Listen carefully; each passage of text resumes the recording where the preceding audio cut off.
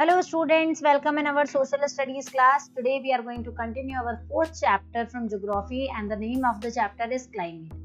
So today we are going to continue with the topic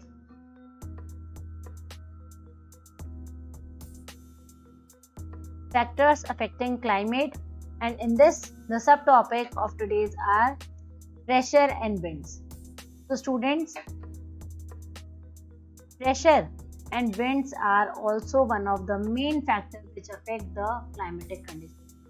We know that the climate and the associated weather conditions in India are governed by the three systems.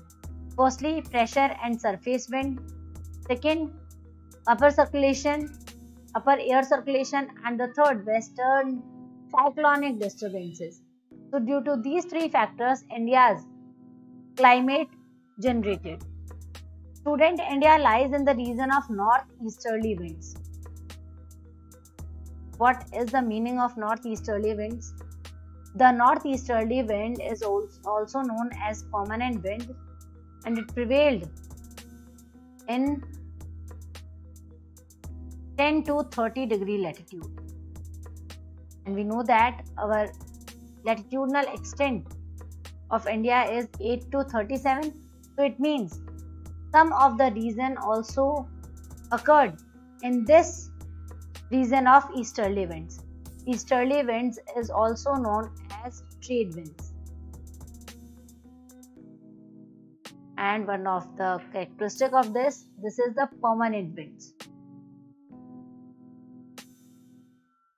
which flown in the given particular area, right? So students, these winds originate from the subtropical high pressure belt of the northern hemisphere. ये wind जो है subtropical high pressure belt से originate होती है northern hemisphere में, and they blow southwards, और ये southwards direction की तरफ blow होती है. ये east से इस तरीके से west की तरफ move करती है, right? And it get deflected to the right due to the Coriolis force. और देखो मैंने यहाँ ऐसे ना बना करके इस एरो को थोड़ा बेंड किया है, तो हमारे अर्थ पर ये विंड जो है इस तरीके से अपना डायरेक्शन चेंज करती है, और ये राइटवर्ड इसलिए टर्न हो गई है क्योंकि हमारे अर्थ पर एक फोर्स एप्लीकेबल है जिसे कोरोलियस फोर्स कहते हैं. सर कोरोलियस ने इस फोर्स का इन्वेंशन किया था. तो it moves towards the equatorial low pressure area from the high pressure subtropical zone to the low pressure equatorial zone. So generally these winds carry little moisture. ये wind बहुत ही कम moisture लाती हैं क्योंकि ये land से water की तरफ आ रही है, as they originate and blow over land. So therefore they bring little or no rain. और इस वजह से इन easterlies में या तो बहुत कम या फिर कभी कभार बिल्कुल भी बारिश नहीं होती. तो India should have been an arid land, और इसी वजह से इंडिया में एरिड लैंड ज्यादा है. लेकिन इतना भी नहीं, ऐसा पूरी तरीके से नहीं है, because the pressure and wind condition over India are unique. During winter there is a high pressure area north of the Himalayas. Cold dry winds blow from the region to the low pressure area. आपको मैंने class में भी बताया था 5 class के दौरान कि हमेशा हवाएं हाई प्रेशर से लो प्रेशर की तरफ मूव होती है. क्यों होती है? क्योंकि हाई प्रेशर में हैवी विंड होती है और लो प्रेशर में लो, राइट? तो हमेशा हैवी से लो की तरफ मूवमेंट होता है. और यहाँ भी क्या है कि हाई प्रेशर वाले रीजन से हाई प्रेशर कहाँ जनरेट होता है हमारा विंटर्स में? ट्रॉपिक ऑफ कैंसर पर हाई प्रेशर, और हाई प्रेशर से हवाएं लो प्रेशर की तरफ मूव करती हैं. तो as well as over north western India this cause a complete reversal of the direction of wind, और इसकी वजह से कंप्लीट रिवर्सल हो जाता है. और अगर हम समर सीजन में बात करें तो जहां पर विंटर सीजन में हाई प्रेशर जनरेट होता है वहां समर सीजन में बनता है लो प्रेशर, और इस बार हाई प्रेशर होता है इक्वेटोरियल एरिया पर, और हाई प्रेशर से हवाएं आती हैं लो प्रेशर की तरफ. तो Southern Indian Ocean in a southeasterly direction cross the equator and then turns into towards the low pressure areas over the Indian subcontinent. And now this is the regulatory concept of the monsoon, which is arrived in the land part of India. So these are known as the southwest monsoon winds, and these winds blow over the warm ocean and it gather moisture and bring widespread rainfall over the mainland of India, right? और साथ ही हमने एक बात की थी अपर circulation की. Yes, of course. The upper circulation in this region is dominated by the westerly flow. Westerly wind से एक अपर सर्कुलेशन जो है वो डोमिनेट होता है और इस अपर सर्कुलेशन को हम कहते हैं जेट स्ट्रीम. ये जेट स्ट्रीम जो है ये सर्कुलेशन 27 से 30 डिग्री नॉर्दर्न लैटिट्यूड पर देखने को मिलता है और इसीलिए इन्हें सब ट्रॉपिकल वेस्टर्ली जेट स्ट्रीम कहा जाता है. स्टूडेंट, पहली बार इस जेट स्ट्रीम का इवोल्यूशन या इसकी खोज सेकेंड वर्ल्ड वॉर के दौरान हुई थी. The westerly cyclonic disturbance appeared in the north and the northwestern part of country and it brought in by this westerly flow. In summer, the subtropical westerly jet stream moves north of the Himalaya with the apparent movement of the sun. और क्योंकि ITC-Z का movement होता है उस तरीके से westerly का भी मूवमेंट होता है. तो easterly jet stream called the subtropical easterly jet stream blow over the peninsular India. Summer season में इसका मूवमेंट चेंज हो जाता है according to the movement of sun, right? So this is also one of the important factor which affect the climatic condition of India. Jet stream एक narrow belt है जो high altitude पर 12,000 metre के ऊपर नजर आता है और लगभग ये 110 किलोमीटर पर आवर से लेकर के 184 किलोमीटर पर आवर की रफ्तार तक इसमें हवाएं चलती हैं. समर में 110 किलोमीटर पर आवर और विंटर में इसकी रफ्तार और बढ़ जाती है 184 kilometre per hour. A number of separate jet stream have been identified. अभी तक बहुत सारी जेट स्ट्रीम्स का पता चला है and the most constant are the mid latitude and the subtropical. और इनमें से ज्यादातर कांस्टेंट जो हमेशा बनी रहती है वो मिड लैटिट्यूड और सब ट्रॉपिकल जेट स्ट्रीम. फिर एक कहा था हमने third western cyclonic disturbance, right? तो क्या होते हैं western cyclonic disturbance? The western cyclonic disturbances are the weather phenomena of the winter month. Winter month का वेदर फिनोमिना होता है वेस्टर्ली साइक्लोनिक डिस्टर्बेंस. इसमें मेडिटेरियन रीजन से वेस्टर्ली फ्लो स्टार्ट होती है and they usually influence the weather of the north and the north western region of.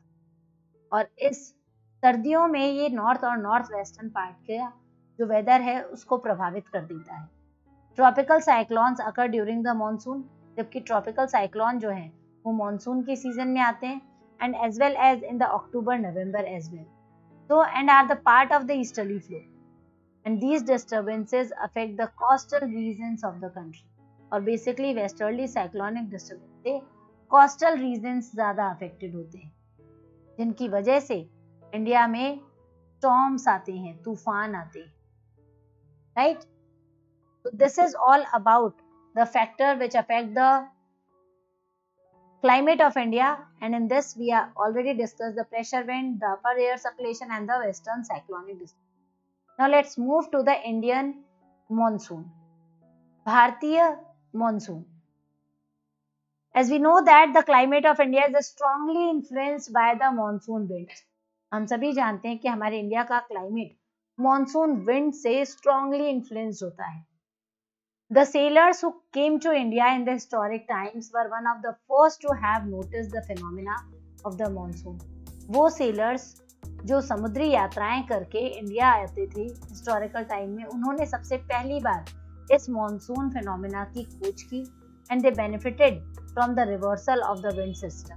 और उन्होंने notice किया कि जब विंड सिस्टम रिवर्सिंग होता है तो उससे वापसी में जहाज लेकर के जाने में काफी मदद मिलती है. अगर हवा के डायरेक्शन को फॉलो किया गया तो for that system they came by selling ships at the mercy of winds. और इसीलिए वो जब भी विंड का सिस्टम है उसको समझ करके उसके अकॉर्डिंग ही सेलिंग करना उन्होंने शुरू किया, नाव चलाना शुरू किया। The Arabs who had also come to India as traders named the seasonal reversal of the wind system monsoon. Arabs जो इस रीजन में ट्रेड के लिए आए थे उन्होंने पहली बार इस सिस्टम को आइडेंटिफाई किया और इसको नाम दिया monsoon. So the monsoon are experienced in the tropical area roughly between 20 to 20 degree north south latitude. Normally जो मॉनसून सिस्टम है ये एक्सपीरियंस किया जाता है 20 डिग्री नॉर्थ और 20 डिग्री साउदर्न लैटिट्यूडनल एरिया के बीच में, और इस मॉनसून के आने का एक मैकेनिज्म तैयार होता है। और यहाँ पे हम उन 5 मैकेनिज्म्स को आइडेंटिफाई करेंगे और समझेंगे कि इंडिया में मॉनसून आने का रीजन क्या है। Firstly the differential heating and cooling of land and water. Students, जैसा कि हम सभी जानते हैं कि हमारा अर्थ 29% लैंड और लगभग 71% वाटर से कवर्ड है, राइट? तो या तो हम साइंटिफिकली ये मान लें कि कोई भी सॉलिड पार्टिकल जो है वो जल्दी से गर्म होता है और लिक्विड पार्टिकल को गर्म होने में टाइम लगता है। सॉलिड पार्टिकल जल्दी क्यों? क्योंकि इसके सबके मॉलिक्यूल्स जो है पास पास हैं, तो हीट का ट्रांसफॉर्मेशन जल्दी जल्दी होता है। जबकि लिक्विड मॉलिक्यूल्स डिफरेंशिएटिंग होते हैं, फैले हुए होते हैं, तो उसमें हीट को ट्रांसफॉर्म होने में समय लगता है। एक चीज ये, या फिर एक ज्योग्राफिकल कंडीशन समझ लें कि 71% वाटर है और 29% लैंड है, तो जो चीज ज्यादा है उसको समय लगेगा गर्म होने में और जो चीज कम है वो जल्दी गर्म होगी। तो यहाँ पर इसका क्या इफेक्ट है? जो चीज जल्दी गर्म हुई वहां पे हवा हल्की हो गई और इट क्रिएट लो प्रेशर, और जो चीज देर से गर्म हुई वहां पर हवा जो है वो भारी रही, ठंडी रही, तो वहां पर होता है हाई प्रेशर। और मैंने पहले भी बताया था कि जहां पर लो प्रेशर क्रिएट होता है वहां पर हाई प्रेशर से हवाएं आती हैं। तो लो प्रेशर कहाँ क्रिएट होता है? इंडियन लैंड मास पर, और हाई प्रेशर एक्सपीरियंस किया जाता है सी पर, क्योंकि हमारा इंडिया 3 साइड से वाटर कवर्ड है। तो पहला रीजन ये, हाई प्रेशर से लो प्रेशर की तरफ हवाएं आती है, ये अपने साथ मॉनसून लेकर के आती है। Second, the shift of position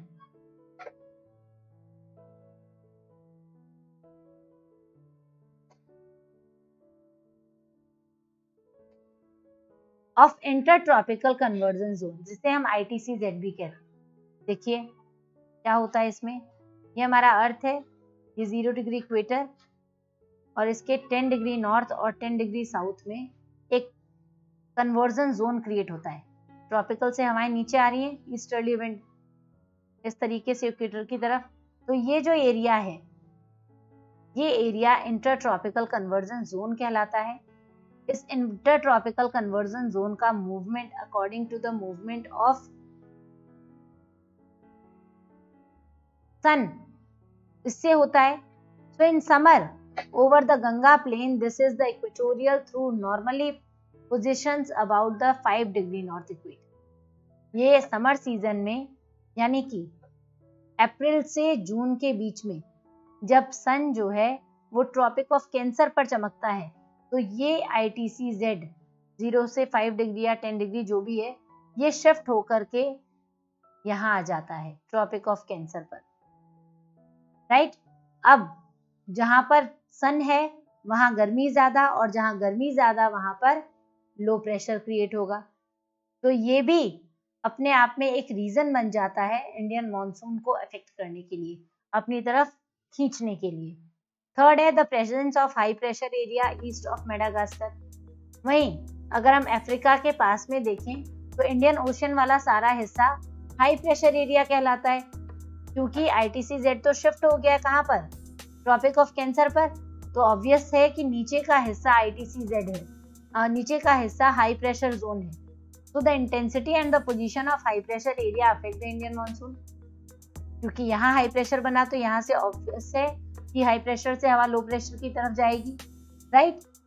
third है the Tibetan plateau gets intensely heated.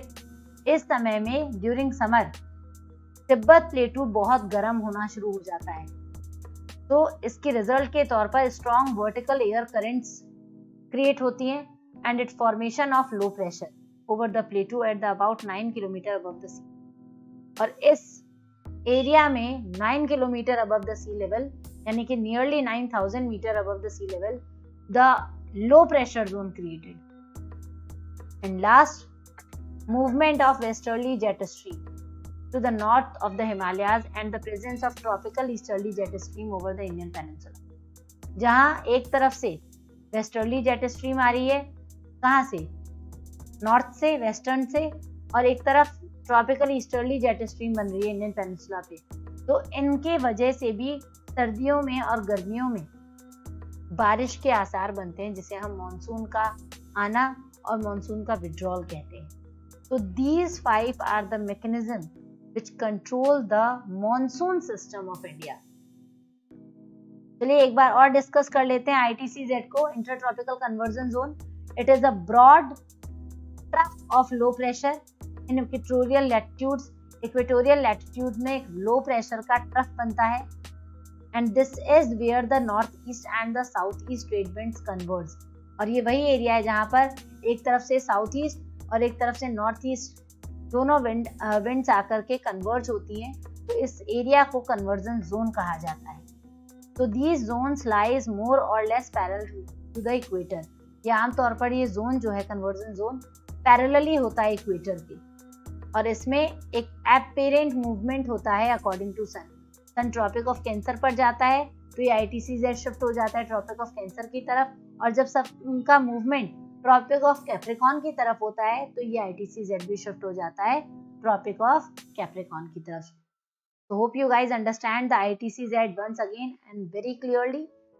Now, apart from this, it has also been noticed that changes in pressure conditions over the southern ocean and also affect the monsoon. इन सब के अलावा pressure condition में बदलाव होने के कारण, southern ocean के pressure condition में बदलाव होने के कारण भी हमारे इंडियन का मॉनसून सिस्टम क्रिएट होता है। तो normally when the tropical eastern south Pacific ocean experience high pressure, the tropical eastern Indian ocean experiences low pressure, right. तो in certain years there is a reversal in the pressure.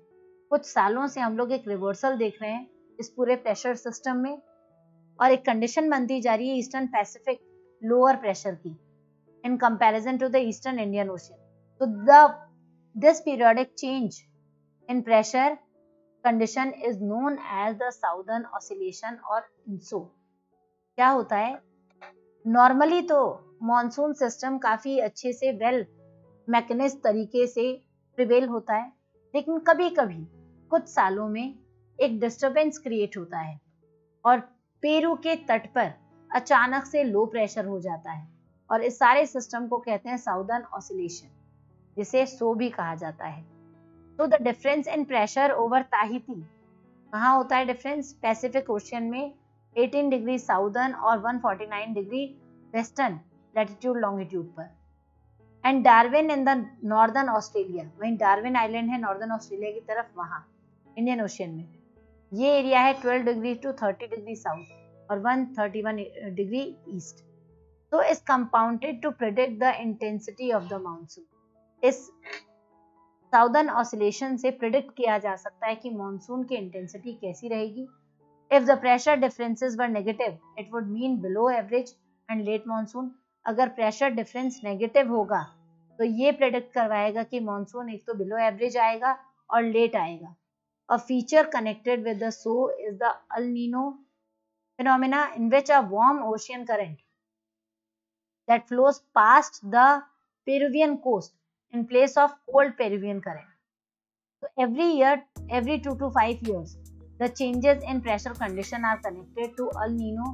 Hence, it is also referred to as INSO, El Nino Southern Oscillation, right? तो ये El Nino create होता है हर 2 से 5 सालों में, और इसका असर क्या होता है?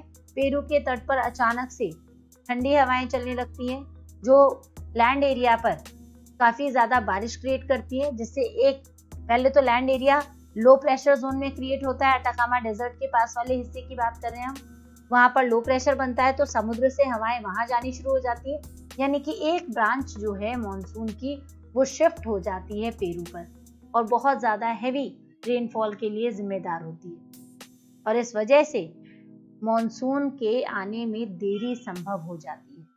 Hope you guys understand. अगर यहाँ पे बहुत ज्यादा क्लियर नहीं हो रहा है तो you can take the live class. Now the onset of the monsoon and the withdrawal. अब मॉनसून का आना और उसका मैकेनिज्म तो समझ में आ गया। मॉनसून का बने रहना और उसका वापस लौटना भी एक अपने आप में मैकेनिज्म है, एक अपने आप में सिस्टम है। The monsoon unlike the trades are not study. जैसे कि व्यापार हमेशा एक जैसा नहीं रहता, वैसे ही भारत का मॉनसून भी एक जैसा नहीं रहता। इसमें भी पल्सेटिंग है नेचर में ही। It affected by the different atmospheric condition and encountered by it. So on its way over the warm tropical seas, the duration of monsoon is between 100 to 120 days. वैसे नॉर्मली हम ये estimate करते हैं कि tropical seize के आसपास के warm area की वजह से जो ड्यूरेशन होता है मॉनसून का वो 100 से 120 दिन का होता है, यानी कि it's start from the early June to mid September.